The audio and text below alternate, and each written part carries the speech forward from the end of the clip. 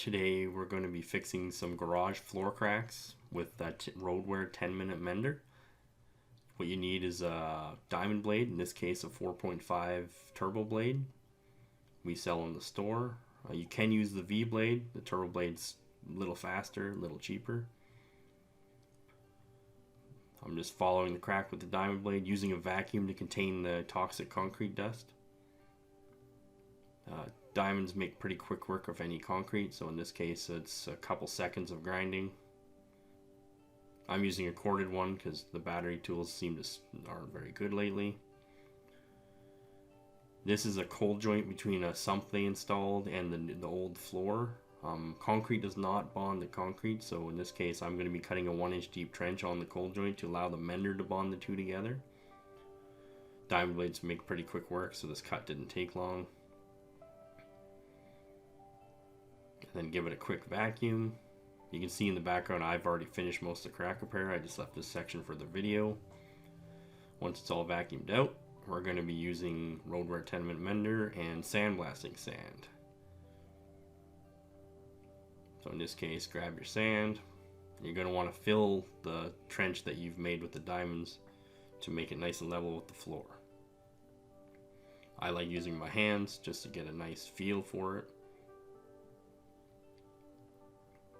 Getting it nice and level, filling any voids, watching for any spots where it siphons into the floor. Getting it all prepped and ready so when the mender starts I don't need to waste any time adding more sand. Getting it nice and full. And then time to mix the mender. So mender's 1-to-1 mixture. So in this case I'm using a dollar store squeeze bottle and I'm just adding, this squeeze bottle is 400 mils, so I'm adding 200 mils of each. And then I'm going to give it about 5 seconds of shaking and I'm ready to add it to the floor. If you're new to mender, I suggest a lot smaller batch, but in this case I've mixed mender in 5-gallon pails before. I'm quite familiar with the product. We sell it in pretty much any volume you want. We have it in tube cartridges, we have it in quart sets, we have it in half-gallon sets, 1-gallon sets, 10-gallon sets, any way you need it. I prefer it by the jug just because you can do more things with wasting less product, because the 10-minute mender in the tube sets is a little hard on the mixers and you need the caulking gun as well. This way pretty much you can mix it in a cup, you can mix it in a squeeze bottle. It's pretty easy to mix up.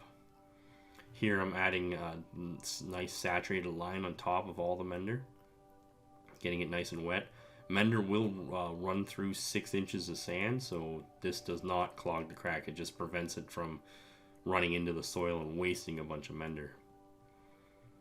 Once you're nice and saturated, you're going to want to add another layer of sand on top of this, just like this. I prefer to use my gloves. You can use trowels or sticks. If you are worried about spillover, you can pre-tape and paper the crack. In this case, I'm going to be using a surface grinder to clean the whole floor, so spillage was irrelevant. Get all those wet spots nice and full of more sand. The sand's got to be sandblasting sand or quartz. It can't be play sand because play sand has dirt in it. It also needs to be dry. Here I'm just pushing the sand around, making sure it's nice and full, using my gloves just because it seems easier to me. Then I'm going to be adding another layer of mender on top of this. This applies to large holes as well, so if you have a large divot or a spall, you can add sand, add mender, and then add more sand on top and continue that pattern until you get your designated level that you require. I've filled 6 inches deep before. You can keep continually adding that layer. In this case, because it's only a 1/4 inch deep divot plus the crack below it, I didn't have to do much work. Here I'm just troweling out the mender, make sure it's nice and you can spread it pretty far if need be.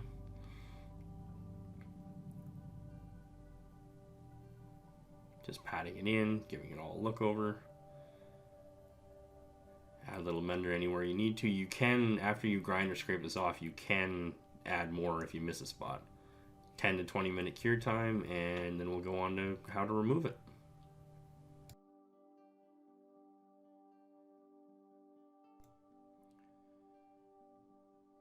Removing mender after the cure time is either a hand scraper or a diamond grinder.